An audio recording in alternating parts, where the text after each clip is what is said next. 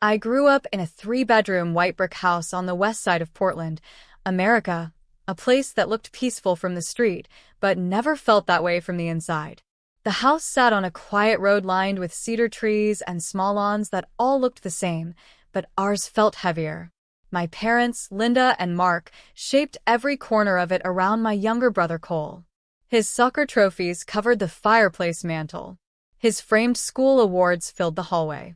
Even the photos on the refrigerator seemed arranged to spotlight him, while I was squeezed into the edges of group shots like an afterthought. My name is Avery Blake, and in that house, my name was spoken softly, while his was shouted like a celebration. It started small.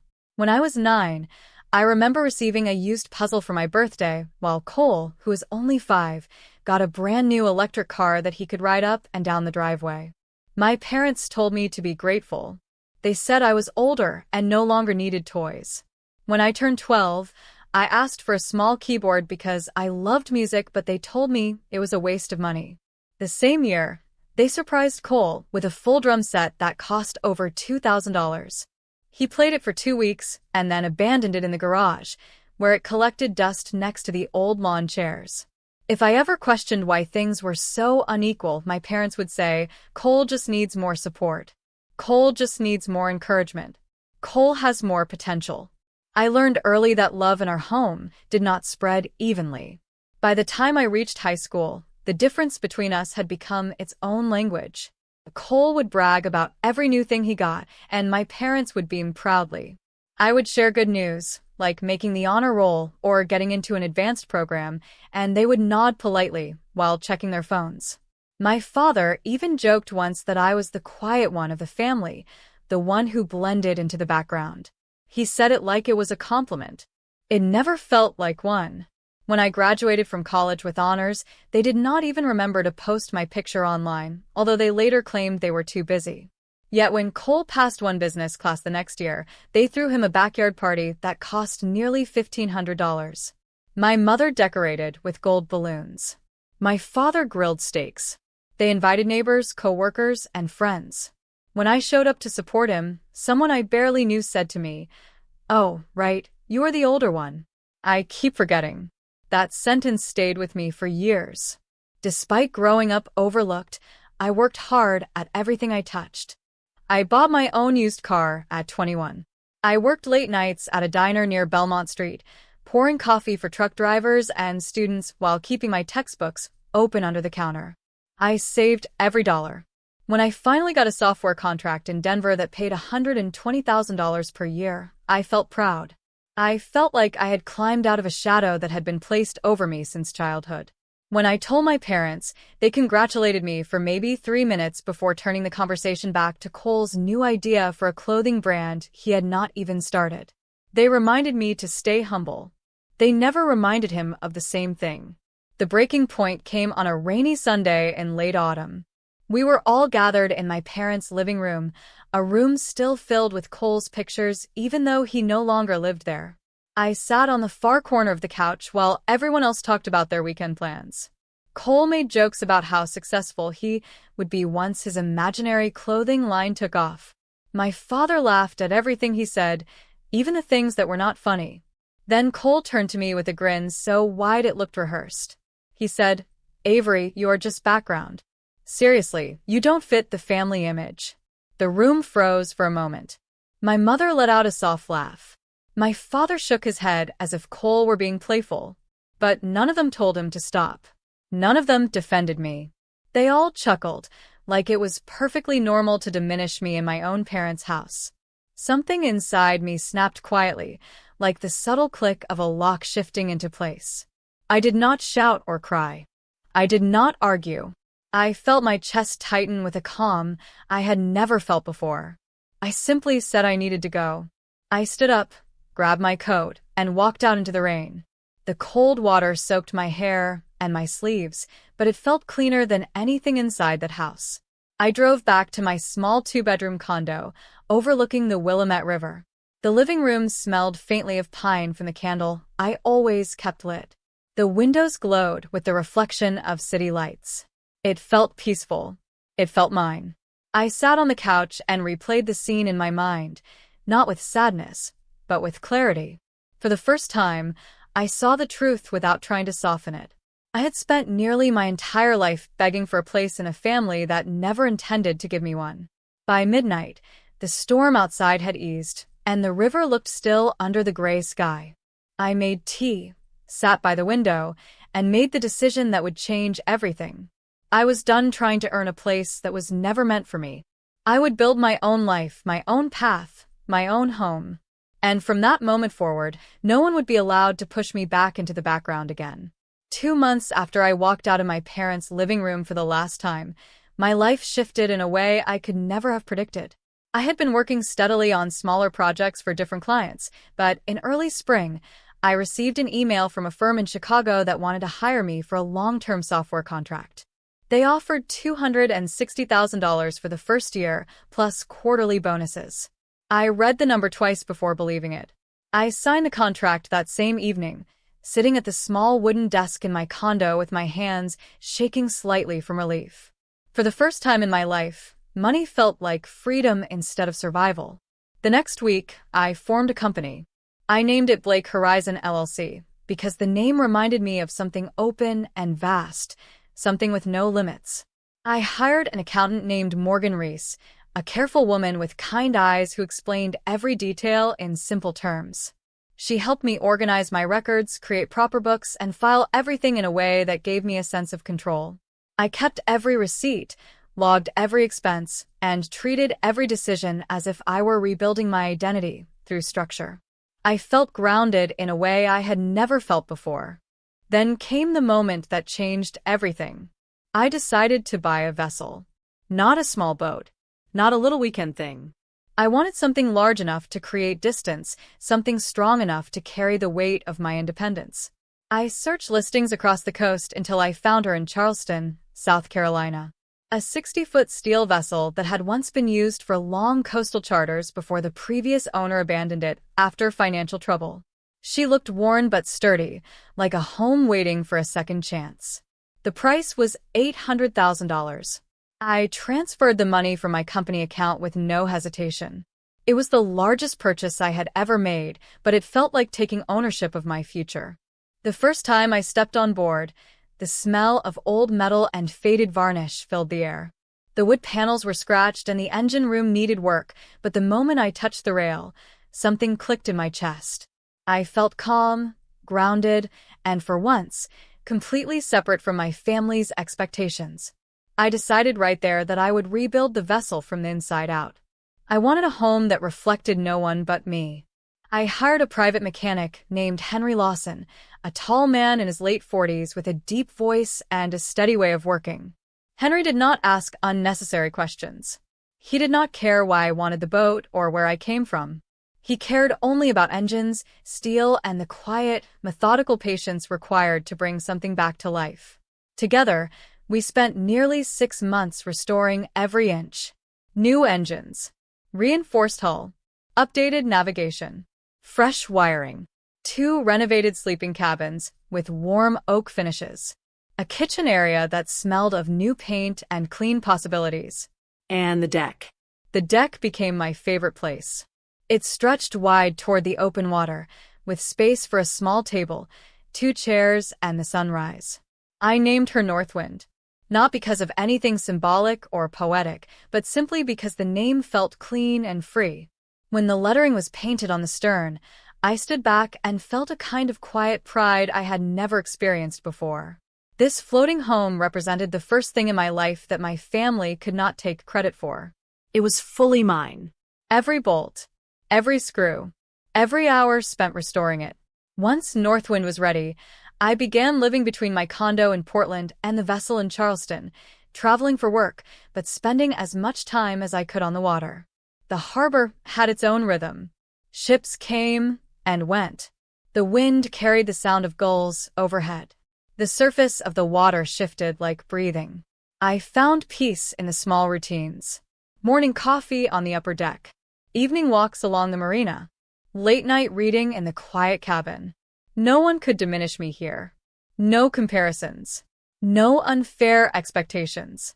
No roles to play except my own. One calm evening, just after sunset, I set my phone on the railing and recorded a short clip. It was simple. Just me standing on the upper deck with the ocean behind me and a soft orange glow across the sky. I sipped my coffee, smiled once, and said nothing. I posted it online without thinking about it. A small moment for my own sake. I went to sleep that night feeling content with the quiet. When I woke up, nothing was quiet anymore. The video had exploded overnight, reaching over 4 million views. Thousands of comments poured in. People wrote about how peaceful the scene looked. Many said they wished they could rebuild their lives the same way. Others asked how I managed to create such an independent world. Some recognized the harbor. Some speculated about the vessel. It felt unreal watching the numbers climb by the hour. Then came the part one should have expected, but still felt unprepared for. My family saw the video. I knew the moment they did because my phone lit up with messages, missed calls, notifications. My mother's name, my father's, Cole's. All of them are flooding my screen. The people who had dismissed me, forgotten my milestones, and pushed me into the background now wanted answers. For the first time in my life, I did not feel afraid. I felt steady. I felt ready. The vessel was mine. Life was mine. And this time, I would not let anyone erase me. The first message arrived early on a Tuesday morning, just as sunlight began to spill across the water in Charleston Harbor. I was sitting at the small wooden table in the main cabin of the Northwind, drinking coffee and reviewing a new project proposal when my phone buzzed repeatedly. At first, I assumed it was more reactions to the viral video. Instead, it was a long message from my mother that began with a tone I had not heard in years. She wrote, "Why did you hide something so important from us? You bought a yacht without telling the family. That belongs with us." I stared at the screen in disbelief. Belongs with us. As if the vessel I paid for, restored and built with my own hands was part of some family collection I had accidentally borrowed. Before I could respond, another message appeared. This one was from Cole. He wrote, "You used family resources. That boat is ours too. We need papers." I let out a short laugh, the first sound I made in minutes. Family resources? They had never given me anything beyond polite smiles and occasional criticism. I paid every bill. I bought every meal. I worked through early mornings and late nights, while they spent weekends at social clubs and beach houses. The idea that I owed them a share of something they never touched felt almost surreal. I chose not to reply. Instead, I put the phone face down and continued with my work. But silence did not stop them. By the next day, I received a scanned document in my email. It was labeled Family Ownership Agreement. The moment I opened it, my stomach tightened. The paper claimed that I had agreed to share ownership of the Northwind with my parents and with Cole, even though I had never discussed the boat with them at all. The signature at the bottom was supposed to be mine, but the handwriting was not even close. My own writing was neat and straight, and the signature on the document was a messy, slanted imitation. It looked almost childish. Cole had never been good at paying attention to details, and this poor attempt only confirmed it. For a brief moment, anger washed through me like heat rising from the deck. Not because they wanted the boat, but because they believed I was still the person who would back down quietly. They expected me to fold away I always did when they demanded something. But this time, I felt grounded, steady, and unwilling to let history repeat itself. They pushed harder in the days that followed. They contacted the marina office, claiming the vessel was part of a family trust. They tried to pressure staff into handing over access codes. One of the workers later told me that my family insisted they had legal rights. When the staff refused, they became louder. That was when my family brought in a man named Duke Moran, someone with a reputation in Charleston for finding creative ways to get what he wanted. Duke was tall, sharp-faced, and known for his willingness to overlook rules if someone paid him enough. My family must have thought hiring him would intimidate me.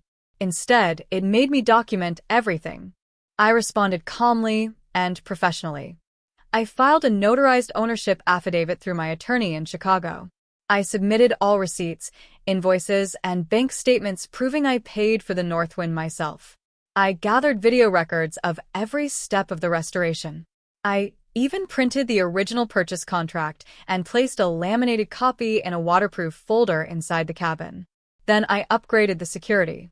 I installed biometric locks at every entrance, high-resolution cameras at 3 angles, motion sensors on both walkways, and a new system that sent instant alerts to my phone whenever someone came within 10 feet of the entry gate. For the first time in my life, I felt like I had built something no one could take. But pressure did not disappear. My mother called almost every day. Sometimes she cried. Sometimes she accused me of cruelty for refusing to share. My father spoke only once, his voice cold as he told me I was making the family look bad. Cole sent voice messages claiming he would get the boat eventually because, in his words, things always fell into place for him. Each message felt like a reminder of the house I had grown up in, a place where my voice carried little weight and my accomplishments were treated like quiet accidents. The evening that changed everything arrived on December 24th. The marina was unusually still, as many boat owners had already left for holiday trips. The air smelled faintly of pine from the small wreath hanging on the Northwind's cabin door. I had settled onto the sofa with a soft blanket, a warm cup of tea, and a book I had been wanting to finish. Outside, the water moved gently against the dock, creating a steady rhythm that made the cabin feel like it was breathing with me. At 10:42, my phone buzzed. I checked the screen, expecting an alert about the wind shifting. Instead, the external security camera displayed a chilling image. My parents stood at the marina gate with Cole beside them, and next to him stood Duke Moran holding a black tool bag. A heavy steel bar leaned against the gate.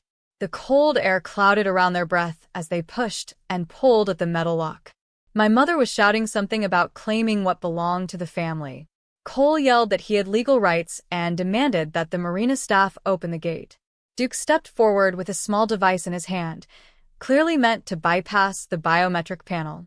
Before they touched it, marina security arrived, followed by local authorities. Every second was recorded on my camera.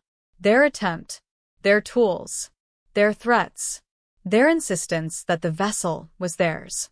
I opened the cabin door only once. I stayed behind the railing and kept a safe distance as I said, "You do not have the right to be here. Please step away." My voice did not shake. It was calm, steady, and stronger than I ever remembered it being. They argued with the officers until they were escorted off the property. That night became the beginning of the end. I knew then that everything would unravel, not for me, but for them. And I knew I would never again shrink myself to fit into the narrow space they once allowed me. The days following the attempted break-in moved slowly, as the air around me had thickened. I spent the first morning sitting on the deck of the Northwind with a cup of strong coffee, watching the water ripple against the wooden posts. The sun was pale, and the harbor was quiet, but my mind was alert. I knew what had happened the night before was not something I could brush aside. It was not just a family argument anymore. It was an intrusion, a coordinated effort to take something that belonged to me. I had to protect myself with more than intuition and boundaries. I needed the law. I reached out to my attorney in Chicago, a calm man named Daniel Foster, who had handled my business filings. When I explained what happened, he listened without interrupting.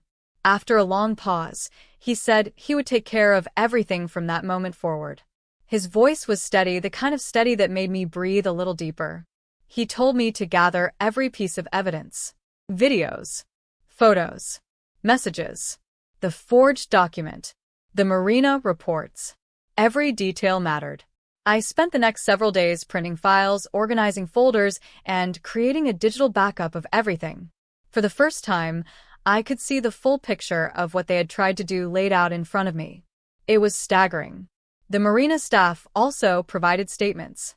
One worker had even saved an audio recording from the night of the incident. It captured the sound of my mother insisting the boat belonged to the family, Cole shouting about legal rights, and the hired man trying to open the gate with unauthorized tools. Every word was another stone in the foundation of my case. I felt gratitude toward the marina workers, not just for helping me, but for seeing me as someone worth defending. Something my own family had never offered. 2 months passed before the court date arrived. Those weeks felt strange. My family remained silent, perhaps on the advice of their own attorney, or perhaps because they finally realized their actions carried weight. I spent that time living mostly on the north wind, anchored in calm water, working on my projects and focusing on the small rituals that kept me grounded. Morning coffee on the deck, evening walks along the marina, quiet nights reading in the soft glow of cabin lights. I learned what peace felt like when no one else was trying to rewrite my story. When the day of the hearing came, Charleston felt crisp with early morning air. I wore a navy blouse and black trousers, something simple that made me feel steady. Daniel met me outside the courthouse. He gave me a reassuring smile, and together we walked inside. The courtroom was small, with wooden benches polished from years of use and tall windows that let in sharp morning light. My family was already seated on the opposite side. My mother avoided my eyes. My father stared at the floor. Cole looked irritated, as if he were being inconvenienced by the consequences he had created. The judge entered with the quiet confidence of someone who had seen far more complicated disputes. Once the hearing began, Daniel presented the evidence with calm precision. He began with the purchase documents for the Northwind, then the notarized business records, then the marina security footage. The screen displayed the grainy image of my family forcing the gate while the hired man held the tool bag. The judge leaned forward, squinting slightly. When the forged ownership agreement was presented, the judge held the paper up to the light, examined the signature, and let out a slow breath of disbelief. My family's attorney tried to argue that there had been a misunderstanding, that the family believed the vessel was bought with shared funds. But Daniel countered with clear bank statements showing every dollar came from my company, Blake Horizon LLC.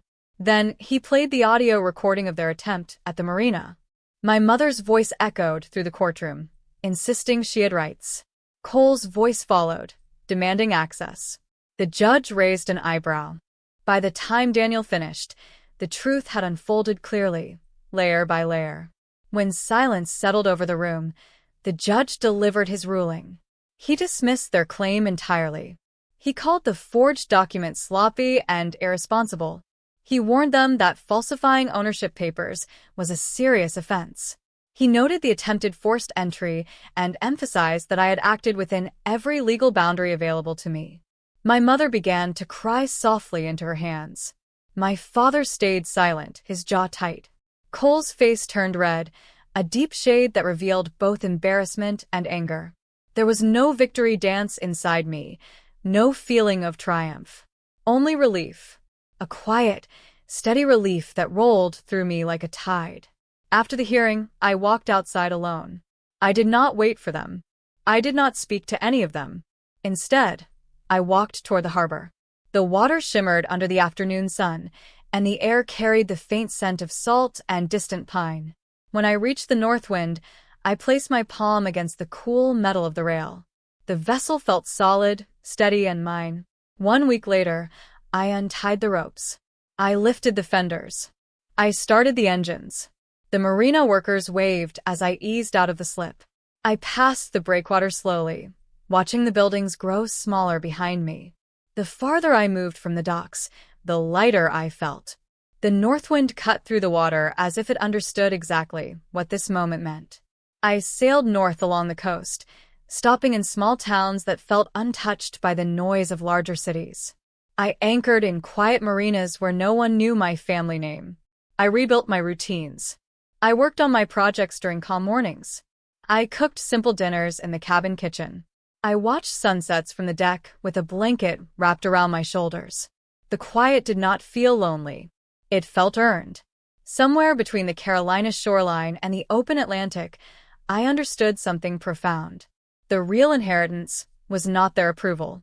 It was the life I built the moment I stopped waiting to be seen. I did not lose a family. I simply walked away from a stage where I was never meant to shine. And for the first time, I became the lead in my own story.